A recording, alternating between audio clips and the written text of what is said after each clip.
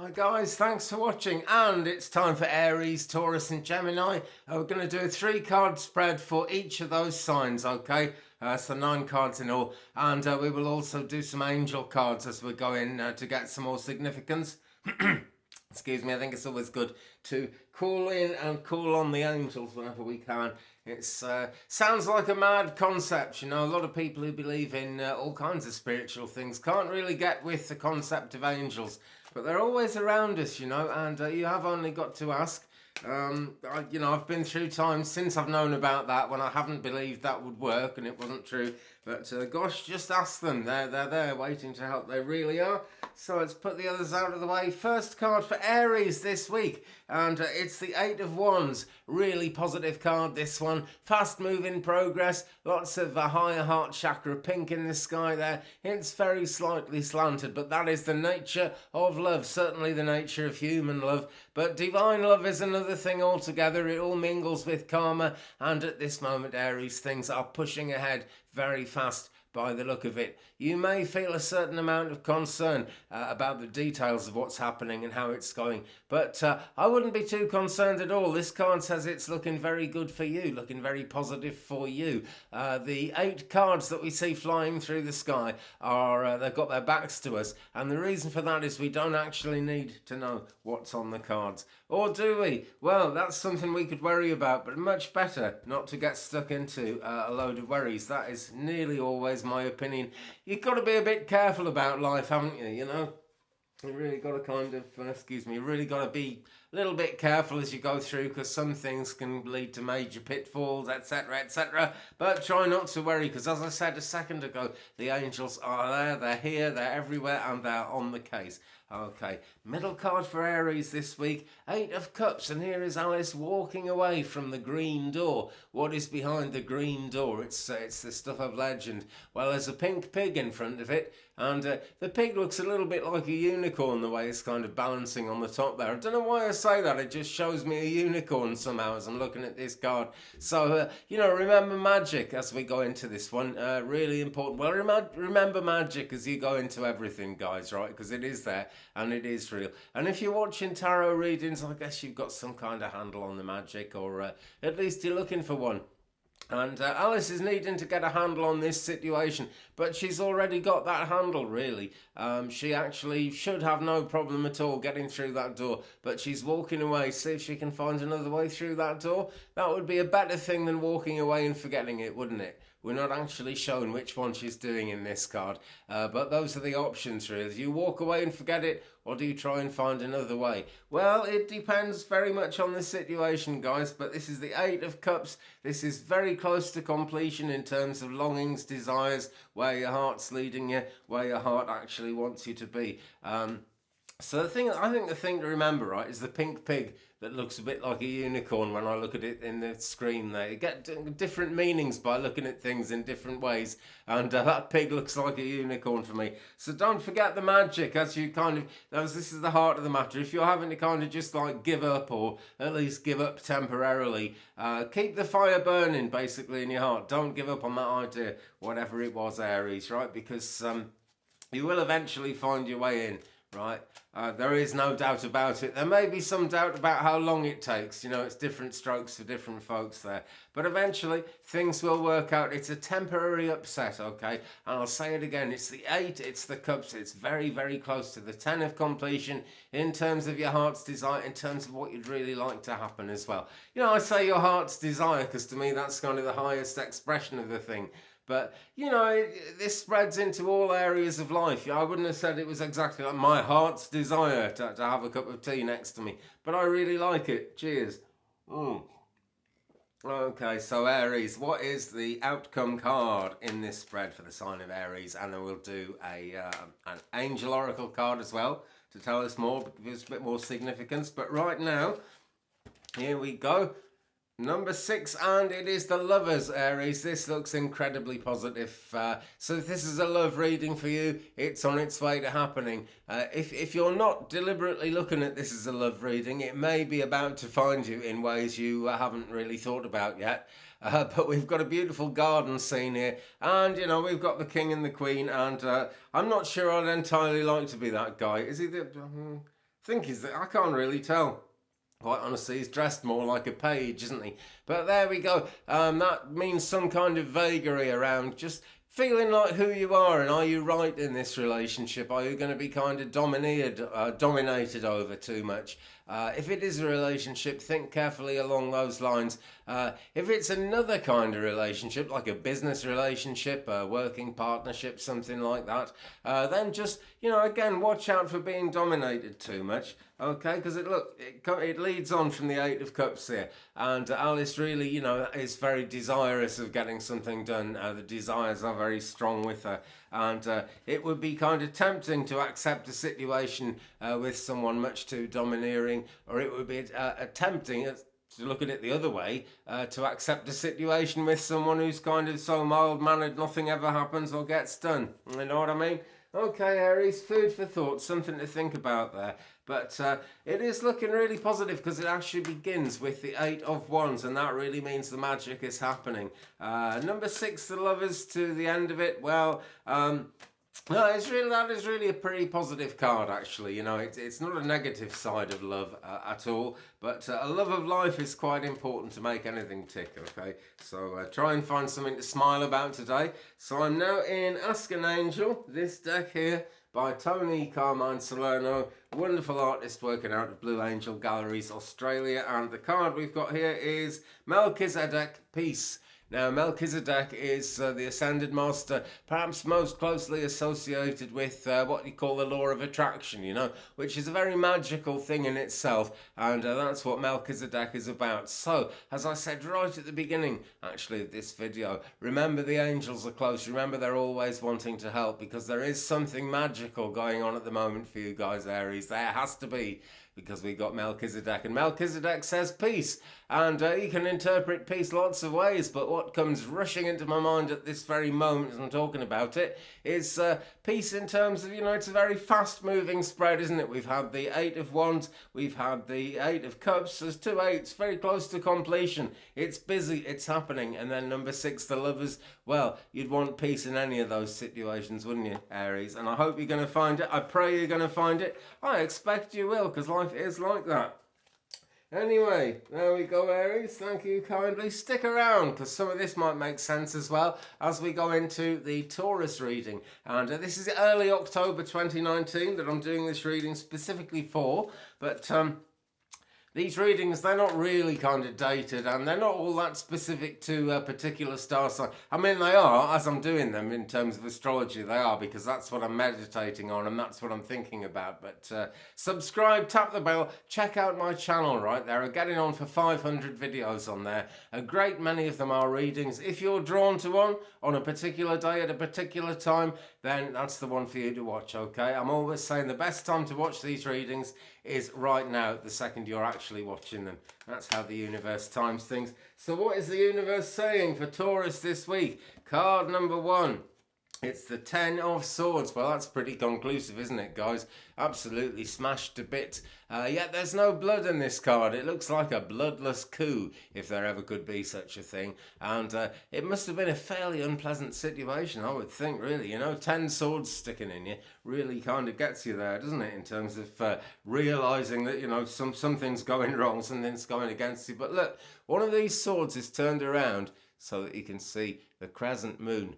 That is the handle of it, and that is the way to get a handle on this situation, guys. The crescent moon, it's part of a cycle, it's a beautiful thing, and it's leading to the full moon, which is an even more beautiful thing, an even more intense thing, and that's leading to a new moon where it's zilch, 0, and then that's leading to a full moon. The cycle never ends, and that's the thing to think about. It's not just going to get up and start a whole new thing again. It's get up and keep going on the path that you've always been on, Taurus. That matters so much. Okay, middle card in this reading for Taurus, and we've got the 7 of Pentacles. Time to look back over the past, really. That's the way the raven in the tree is looking right back at the past. Now, at this stage, we've got a real good progress going on in terms of the pentacles, in terms of the discs. I'm seeing this as profits and kind of rewards for work done. Maybe the reward's not ready to reap yet, but they're growing on the tree. And, there's no question that tree is going to bear fruit this year, is it? It's already got it on.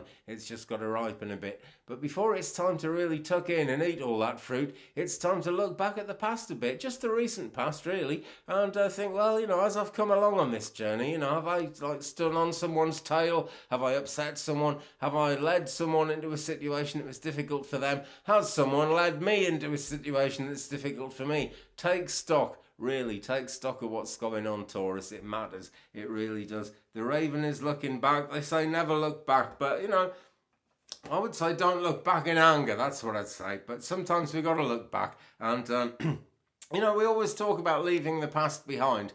But we also talk about keeping the lessons and the love from the past. And that is a real important thing, actually, because everything we go through, even if it might not seem relevant to what we're doing today, is somehow a part of what we're doing today. Because it's in the mind, it's in the subconscious, it's in the way we see the world. Okay, and the third card that came out just then for the sign of Taurus, number 9, the Hermit card. And as an outcome card, this is a strange one, but it does kind of suggest ways of slowing down and being more careful, actually going back over the past a little bit, as we saw in the Seven of Pentacles there. And because of that, I think we all know, don't we, if we take a bit of time to just stop doing what we're doing and contemplate the bigger picture, maybe just kind of, meditate and contemplate nothing at all, just see what comes. It is very valuable, it is very helpful, and it gives us that spiritual angle on things. And as I said right at the beginning, guys, angels, they're there, they're always wanting to help, they're always working for us, but we have to ask to make the things actually happen. The other thing about angels that I tend to notice is that the energy comes at the moment. You can ask for something that you really need, and you get closer and closer to the moment. Just don't despair, because it's coming. After a while you get relaxed about it, because you know that they're going to come in and they're going to look after you. But maybe, guys, maybe that's why number 9, the Hermit in the major arcana, is so important to you at this time, Taurus. Yeah, it is a real important thing to take some time out and to think, and that would be true for absolutely anyone, but that's what we're going in, that's the direction we're going in for Taurus. Okay, and for a bit more significance from the Tony Carman Ask an Angel deck, we have got Alchemy, and what's her name? Uriel. There she is. Right, now this is an interesting thing, very masculine image here, and most of the angels are portrayed as masculine, but if you go right back into the ancient Jewish history, right to the the earliest understandings of Bible scholars and stuff, they will tell you that most of the angels were seen as feminine. For example, Archangel Gabriel was Archangel Gabriel. And it's just because we had a male-dominated society. I think we still have to a very large extent, unfortunately. Because they're a thing of power, they became seen as masculine. But, angels, they're non-physical. I don't suppose they're one sex or the other, but it's interesting that battle is always going on. Anyway, alchemy, yeah? I'll say it again. The angels are close, and that is the alchemy of whatever situation you're in, yeah? Now, this does look a bit like you stopped here to take stock, but maybe you'd really have liked to have kept going when we got the Seven of Pentacles here. But no, do take that time out to reflect and be the Hermit for a little while at least, Taurus, because it's all about pure alchemy. It really is. Okay. So moving along swiftly, it is time to pull out 3 cards for the sign of Gemini for early October 2019. Best time to watch these readings is when you're drawn to them. That is to say, right now. Don't forget, subscribe, tap the bell, check out my channel and see what else is going on there. Loads and loads of readings and other stuff as well. I'm about to do a little series on making a hurdy-gurdy, which ought to be kind of fun, or a zanfona, or a dralia, or there's various different names for them, but you know what I mean. One of those medieval style wheel instrument things all coming up. Anyway, right, so for the sign of Gemini this week, well, we're starting off with the 5 of Cups, and it begins to look as if we've lost something. It begins to look all rather negative, because Alice is reaching up there, and that table is so much too high for her that she's not actually going to be able to reach it at all, and it's not the kind of table you can put a ladder up against or anything like that, so things look pretty impossible. But as I said that, it's not the sort of table you can put a ladder up against. If you had something around you that was too tall to reach and you really had to fix it, you'd find a way. Even if that meant asking someone else to do do it, maybe even paying someone else to do it. And I'm not suggesting that's the way around your situation. It's just an example of, how we can change things that we don't always believe we can change. Now, we can't change bereavement, and if that's what we're on about, guys, then I'm so sorry for whatever loss you've gone through. That's very real to me. It really, I've had my own experiences, and, I know. But, the other thing in my own experience of bereavement is that you kind of have to keep going. Someone passes away and you just can't really do without them. But you have to, and life goes a lot better if you keep moving. And I'm absolutely certain, guys, that we never go before our time, as tragic as that may seem. There is always some reason why people go. It's just usually hidden from our eyes. But people go when it's their time, and we'll go when it's our time and not before. And we will be reunited across the veil. Anyway, I've gone off into spiritualism there. Let's just come back down to earth a little bit, because I know not everyone watching this would agree with my views on the afterlife and stuff. So, coming back down to earth about it, this is something you can't reach. It looks like you'll never be able to reach it, but you probably can, 5 cups there. There's only 3 of them spilled over on the table. She is just not aware of the other 2 cups, which are standing there right at her feet, full of water. And when we look at the cups, we're thinking about kind of heart's desires and longings and things like that. So it is about what she desires. And so as you're aiming for something that's impossible, how much of it is practical? How much of it is desire? How much, if you could sort the practical stuff out, would that then bring you what you desire a bit later in the game? Worth thinking about. Middle card for the sign of Gemini, and it's number 15 of the major arcana, very close to your heart, guys, and it's the devil. Really? Yes, the devil. I just wasn't familiar with that image for a minute there. And really, the devil, it's not. We're not really talking about satanic practices here or anything like that. It's kind of like when people say they'll play devil's advocate. And basically, the clock is at midnight and it's time to go. It's time to get something done, but they're sitting there enjoying themselves. They've got to realise that they're actually full now, and it is midnight, or maybe it's midday, but I'm going to say it's midnight because that's just what's coming to me at this very moment. I can see the sun is very much out in this picture. But at midday or midnight, the point is the clock is always ticking, and the clock, is a physical thing, but we do live in a physical world, and the time has come to get something done, guys, when we get this one.